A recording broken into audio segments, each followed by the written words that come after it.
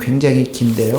같이 한 목소리로 읽겠습니다. 2장 고린도 후서 1장 23절입니다. 고린도후서 1장 23절 읽겠습니다. 내가 내 목숨을 걸고 하나님을 불러 증언하시게 하노니 내가 다시 고린도에 가지 아니한 것은 너희를 아끼려 함이라. 우리가 너희 믿음을 주관하려는 것이 아니요 오직 너희 기쁨을 돕는 자가 되려 함이니 이는 너희가 믿음에 섰음이라. 내가 다시는 너희에게 근심 중에 나아가지 아니하기로 스스로 결심하였노니 내가 너희를 근심하게 한다면 내가 근심하게 한 자밖에 나를 기쁘게 할 자가 누구냐. 내가 이같이 쓴 것은 내가 갈 때에 마땅히 나를 기쁘게 할 자로부터 도리어 근심을 얻을까 염려하며 또 너희 모두에 대한 나의 기쁨이 너희 모두의 기쁨인 줄 확신함이로라. 내가 마음에 큰 눌림과 걱정이 있어 많은 눈물로 너희에게 썼노니 이는 너희로 근심하게 하려 한 것이 아니요 오직 내가 너희를 향하여 넘치는 사랑이 있음을 너희로 알게 하려 함이라. 근심하게 한 자가 있을지라도 나를 근심하게 한 것이 아니요 어느 정도 너희 모두를 근심하게 한 것이니 어느 정도라 하면 내가 너무 지나치게 말하지 아니하려 함이라. 이러한 사람 많은 사람에게서 벌 받는 것이 마땅하도다. 그런즉 너희는 차라리 그를 용서하고 위로할 것이니 그가 너무 많은 근심에 잠길까 두려워하노라. 그러므로 너희를 권하노니 사랑을 그들에게 나타내라. 너희가 범사에 순종하는지 그 증거를 알고자 하여 내가 이것을 너희에게 썼노라. 너희가 무슨 일이든지 누구를 용서하면 나도 그리하고 내가 만일 용서할 일이 있으면 용서한 그것은 너희를 위하여 그리스도 앞에서 한 것이라. 이는 우리로 사단에게 속지 않게 하리 함이라. 우리는 그 계책을 알지 못하는 바가 아니요 내가 그리스도의 복음을 위하여 드로아에 이르러 매주 주 안에서 눈이 내게 열렸으되 내가 내 형제 디도를 만나지 못하므로 내 심령이 편하지 못하고 그들을 작별하고 마게도냐로 갔노라. 항상 우리를 그리스도 안에서 이기게 하시고 우리로 그리 말미암아 각처에서 그리스도를 아는 냄새를 나타내시는 하나님께 감사하노라. 우리는 구원받은 자들에게나 망하는 자들에게나 하나님 앞에서 그리스도의 향기니 이 사람에게는 사망으로부터 이르는 냄새요 저 사람에게는 생명으로부터 생명에 이르는 냄새라. 누가 이 일을 감당하리요. 우리는 수많은 사람들처럼 하나님의 말씀을 혼잡하게 하지 아니하고 곧 순전함으로 하나님께 받은 것 같이 하나님 앞에서 그리스도 안에서 말하노라. 아멘. 본문이 꽤 긴데요. 굉장히 좋은 말씀들이 있습니다. 23절에서부터 이제 4절 말씀까지는 이 고린도 성도들에게 바울이 편지를 썼어요. 근데 이제 편지를 쓰기 전에 바울이 이 고린도 교회를 방문했을 때 큰 갈등이 있었던 것 같아요. 우리도 잘 알다시피 고린도 교회가 바울파, 바나바파, 예수파 다 이렇게 갈라져 있었잖아요. 아볼로파. 그러니까 바울을 반대하는 사람들이 바울에 대해서 굉장한 심한 공격을 했던 것 같아요. 그래서 두 번째 바울이 방문하려고 하는데 하는 것이 좋지 않겠다. 왜냐하면 그들을 책망을 해야 되거든요. 그래서 바울이 편지를 씁니다. 그게 23절부터 나와요. 내가 내 목숨을 걸고 하나님을 불러 그러니까 굉장히 비장한 말로 하죠. 지금 왜 그렇습니까? 고린도 성도들을 책망이 있기 때문에 그래요. 내가 다시 고린도에 가지 아니한 것은 너희를 어떻게 해요? 아끼려고 했다. 아끼려고. 그러면서 고린도에 가지 않고 3절에 보면 내가 이같이 쓴 것은 편지에 대한 얘기가 나옵니다. 4절에도 보면 내가 마음에 큰 눌림과 걱정이 있어 많은 눈물로 너희에게 썼노니 가지 않고 편지를 썼어요. 근데 그 편지의 동기가 뭐라고요? 23절에 아꼈다. 사랑했기 때문에 썼다라는 것입니다. 24절에 보세요. 우리가 너희 믿음을 주관하려 하는 것이 아니라 이 믿음을 주관한다는 것은 믿음을 억지로 성장시키기 위해서 그런 것이 아니라는 거예요. 너희들 이미 믿음이 있다는 거 알고 있는 거예요. 오직 너희 기쁨을 돕는 자가 되려 함이니. 그러니까 바울과 이 지금 고린도 교회 성도들 간에 이 편지를 아주 눈물 나는 어려운 편지를 쓴 것이 이 사람들의 믿음을 강제적으로 이렇게 증가시키기, 믿음을 굳세게 하기 위해서 그런 게 아니라, 강제로 그런 게 아니라 정말 기쁜 마음으로 돕고자 하기 위해서 그렇게 했다라는 것이죠. 1절에 보니까 너희에게 근심 중에 나아가지 아니하기로 스스로 결심. 이 근심이라는 너희를 슬프게 했다라는 거예요. 너를 힘들게, 너희를 아주 힘들게 슬프게 하지 않도록 내가 나가지 않기로 결심했는데, 그래서 3절에 보면 내가 이같이 쓴 것은, 가지 않고 편지를 쓴 것은 마땅히 나를 기쁘게 할 자로부터 도리어 근심을 얻을까 염려하며, 내가 갈 때에 마땅히 내가 갔으면 고린도 성도들이 어떻게 해요? 이 바울을 환영해야 될 거 아니에요. 그런데 도리어 근심을 얻을까. 지난번에 방문 때 많은 어려움이 있었기 때문에, 또 너희 모두에 대한 나의 기쁨이 너희 모두의 기쁨인 줄 확신함이라. 그러니까 이 바울은 이 성도들을 향한 기쁨, 이 기쁨을 그대로 지금 간직하고 싶지, 또 방문해서 그 반대하고 힘들게 하는 사람들을 통해서 책망하면 이 사람들도 슬플 것이고 바울도 힘든 그런 상황이기 때문에 지금 우리들의 관계는 기쁨의 관계이다. 우리들의 관계는 내가 너희들에게 기쁨을 돕는 자이다. 이런 관계들 속에서 편지를 썼다라는 거예요. 그래서 4절입니다. 같이 크게 읽어봅시다. 시작. 내가 마음에 큰 눌림과 걱정이 있어 많은 눈물로 너희에게 썼노니 이런 너희로 근심하게 하려 한 것이 아니요 오직 내가 너희를 향하여 넘치는 사랑이 있음을 너희로 알게 하려 함이라. 마음의 눌림, 마음의 고통이 있다라는 거죠. 걱정, 많은 눈물. 왜 그렇습니까? 고린도 교회 성도들이 어떻게 해요? 지금 신앙에서 이탈해 버렸거든요.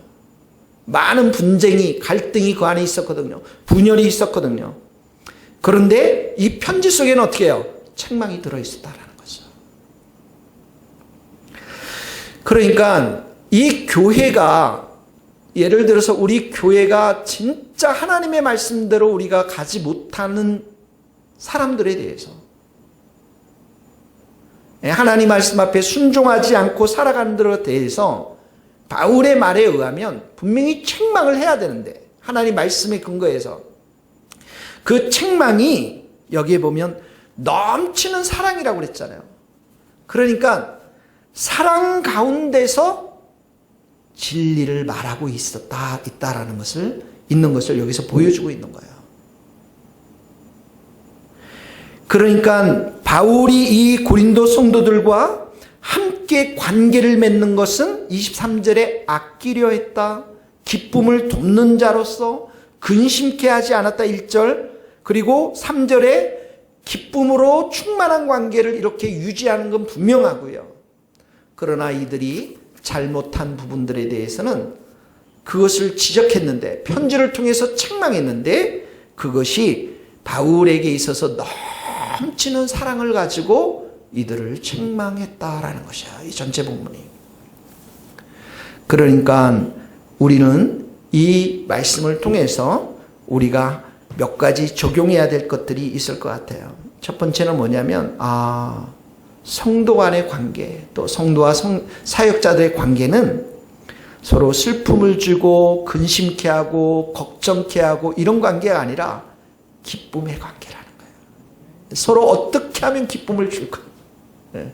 어떻게 하면 서로를 기쁨이 충만하도록, 그리고 사랑이 충만한 관계로 우리가 점점점 발전할 것인가? 그런데 그렇다고 해서 우리가 하나님의 길에서, 말씀에서 벗어나는 것들에 대해서 눈을 감아주는 것은 아니라는 거예요.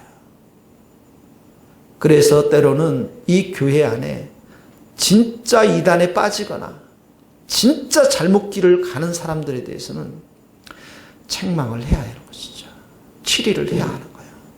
그게 사랑 가운데서, 감정으로 그렇게 하는 것이 아니라 정말 영혼을 사랑하는 마음에서 이 일을 해야 한다라는 것입니다. 우리 첫 번째 적용, 우리는 기쁨을 24절 너희 기쁨을 돕는 자, 또 근심을 주는 관계가 아니라 3절의 말씀처럼 기쁨이 넘치는 그런 관계, 우리 안에 또 4절에 넘치는 사랑이 우리 안에 있게 되기를 예수님의 이름으로 축복합니다. 5절에 보니까 5절서 11절 말씀은 이제 바울에게 이렇게 공격한 사람이 나옵니다. 5절에 보니까 근심하게 한 자가 있었을지라도, 바울을 힘들게 한 사람이에요. 그래서 이 사람에 대해서 나를 근심하게 한 것이 어느 정도 너희 모두를, 그러니까 바울에게 공격했으니까 사실 바울에게도 이 슬픔이 되었지만 그 성도들에게도 슬픔이 되었을 것이다, 이 말입니다. 그래서 6절에 보니까 이런 사람 벌 받는 것이 마땅하다. 하나님이 그때 그냥 벌을 팍 줬으면 좋겠어요. 그렇죠? 제가 잘못하면 팍 줘야 정말 하나님 살아계시는구나, 목사님도 저렇게 벌을 받는데. 그런데 성경에는 어떻게 나왔냐면 7절에 보세요. 너희는 차라리 그를 용서하라, 위로하라. 그가 너무 많은 근심에 잠길까 두려워한다. 참 이 영혼을 사랑하는 마음이죠. 8절에도 보셔. 너희를 권하니 사랑을 그들에게 나타내라. 한 사람이 아닌 것 같아요. 그룹핑이 되어 있는 거예요. 여러 사람이래. 한 사람도 힘든데. 그러니까 여기 보면 용서가 나오죠, 위로가 나오죠, 사랑이 나옵니다. 그래서 9절에 보면 너희가 진짜 범사에 순종하는지, 정말 용서하고 위로하고 사랑하는지 내가 그거 알고 싶다, 이렇게 말하고 있습니다. 10절에 보면 너희가 이 사람들을 용서하면 나도 용서할 것이고, 그리고 이 용서가 예수님 앞에서 이루어진 것임을 바울이 선포하죠. 왜 그렇습니까? 11절 때문에 그래요. 우리로 사단에게 속지 않게 하려 하기 위해서. 이게 무슨 말입니다. 성도들 안에 이런 슬픔의 관계, 힘든 관계가 있으면 그 안에는 비판하고 미워하고 원망하는 그런 것들이 있기 때문에 거기는 어떻게 해요? 사단이 역사한다는 거예요. 그러니까 교회가 정말 성령으로 충만하면 나타나는 게 뭐냐면 사랑 충만이거든요. 용서 충만이거든요. 위로 충만이거든요. 그런데 이 성령으로 충만하지 않고 육으로 충만해버리면 비판하고 미워하고 그런 관계가 되어버려요. 그럼 거기는 어떻게 해요? 반드시 마귀가, 사단이 역사하기 때문에 개척교회에서는 사람들을 떠나보내게 만들어요. 교회를 못 세우게 하는 거죠. 그런 것들을 많이 보게 되었습니다. 그러므로 우리 자신을 근심하게 하는 자가 있을지라도 우리는 어떻게 해야 된다고요? 적용입니다. 용서하고 위로하고 사랑하자. 끝까지 사랑하자. 그게 하나님을 기쁘시게 하는 거예요. 그게 사단이 역사하는 것들을 다 막아내는 것입니다. 이 말씀이 너무 좋아서 묵상하면서 주일날 내일 설교하고 싶더라고요. 진짜 이 우리 교회에 주는 말씀이에요. 사단의 역사의 최종적인 게 뭐냐면 관계 파괴입니다. 관계 파괴는 건 떠나버리는 거예요. 언제 내가 너의 형제여 자매였냐, 언제 내가 이 교회를 위해 헌신했냐, 그런 아무런 의미를 없이 던져버려요. 근데 그 안에 깊이 들어가면 뭐냐면 용서가 없어요, 위로가 없어요, 사랑이 없어요. 우리 안에 용서와 위로와 사랑이 충만할 수 있기를 기도하시고, 우리 모든 성도들이 그렇게 하기 위해서 어떻게 해요? 성령의 충만함이 있어야 돼요. 성령의 충만함의 결과는 사랑 충만, 복음 전도 충만이에요. 마지막으로 세 번째 보면 14절, 항상 우리를 그리스도 안에서 이기게 하시고, 그리스도 안에 있을 때만 우리가 이깁니다. 그리스도 안에가 뭐예요? 주님과 늘 친밀한 관계에 있을 때, 성령님과 늘 동행할 때만 어떻게 해요? 우리가 이길 수 있는 거예요. 우리를 이기게 하고, 이겼으니까 어떻게 해요? 그리스도를 아는 냄새, 이게 뭡니까? 15절에 보면 그리스도의 향기라고 그랬어요. 예수님의 향기가 드러난다라는 것이죠. 일반적으로 여기 이기게 하시고라는 것은 이 로마 군대, 이런 군대들이 승리했을 때 개선 장군처럼 막 군인들이 이렇게 승리하고 돌아올 때 그 시내에서 좋은 향료 있잖아요. 좋은 꽃들 이런 걸 막 뿌려서 냄새가 난다는 거예요. 그러니까 여기 그리스도 안에서 이기겠다는 것은 그리스도를 통해서 우리가 친밀한 관계를 맺고 승리를 하잖아요. 그러니까 그 우리 안에 냄새 나는 것들이 향기 나는 게 뭐냐면 그리스도의 향기라는 거예요. 그게 뭐냐면 구체적으로는 예수님의 겸손, 예수님의 사랑, 예수님의 순종, 예수님의 자비, 예수님의 불쌍히 여기심, 예수님의 기도, 예수님의 온유, 이 모든 것들이 우리를 통해서 향기가 퍼지는 거예요. 근데 이 향기가 퍼지면 세상 가운데 나타나는 역사가 있는데 하나는 뭐냐면 구원의 역사가 일어나고 하나는 멸망의 역사가 일어나요. 왜냐하면 그 향기를 싫어하는 사람도 있거든요. 술 냄새 좋아하는 사람들이 교회의 그리스도의 향기를 좋아하겠어요? 돈 냄새 좋아하는 사람들이 그리스도의 향기를 좋아하겠어요? 세상의 성공과 세상의 명예를 위해서, 권력을 위해서 밤낮으로 쫓아다니는 사람들이 그리스도의 향기를 좋아하겠어요? 두 향기는 공존할 수가 없는 거예요. 그러니까 그리스도의 향기가 우리가 막 퍼져나갈 때는 15절에 보면은, 16절에 보면 이 사람에게는 사망으로부터 사망에 이르는 냄새요. 이 불신자들에게 있어서 그리스도의 향기는 사망의 향기입니다. 멸망의 향기예요. 저 사람에게는 생명으로부터 생명에 이르는 냄새라. 누굽니까?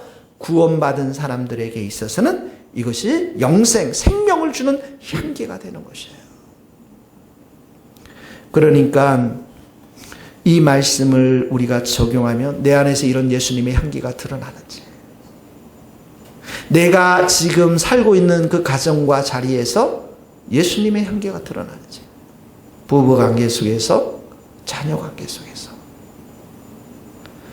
우리가 향기를 막 번지려면 어떻게 한다고요? 그리스도 안에서 이기는 삶을 살아야 돼요. 그리스도 안에서 이기게 하시고, 이게 먼저 나오잖아요. 승리해야 어떻게 해요? 향기가 나오는 거예요. 승리하지 아니하면 어떻게 해요? 썩은 냄새가 나는 거죠.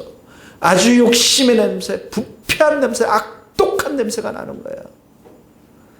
오늘 우리의 모든 성도들 마음에 예수 그리스도 안에서 이겨서 예수님의 향기가 그 퍼지기를 예수님의 이름으로 축복합니다. 아멘. 기도하십시다.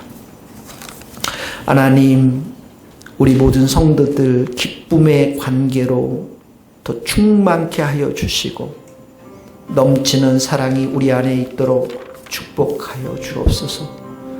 우리 성도들 간에 근심하는 관계가 있다면 주님, 저 형제 저 자매 벌 받아야 된다고 하는 그 악한 마음들 다 녹여주시고 용서하고 위로하고 사랑을 베풀면서 사단에게 속지 않도록 주께서 우리의 마음을 다스려 주옵소서. 늘 그리스도 안에 있기를 원합니다. 주님과 친밀한 관계에 있어서 주님을 사랑하고 주님을 더욱더 알기를 소망하고 성령님과 늘 동행하면서 우리가 이기는 삶을 살면서 그리스도를 아는 그 냄새를, 향기를 우리가 만나는 모든 사람들에게 퍼져나갈 수 있도록 축복하여 주옵소서. 나를 통해서 이 교회가, 이 가정이, 이 사회가 변화될 수 있도록, 예수님의 사람들로 변화될 수 있도록 저희들을 사용하여 주옵소서. 예수 그리스도의 이름으로 기도하오며 지금은 우리 주 예수 그리스도의 은혜와 하나님의 크신 사랑과 성령님의 교통하심이 우리 모든 성도들, 또 우리 선교사님들, 이 나라의 민족과 북한 땅과 스코틀랜드 땅 위에 이제로부터 영원토록 함께 하시기를 간절히 축원하옵나이다. 아멘.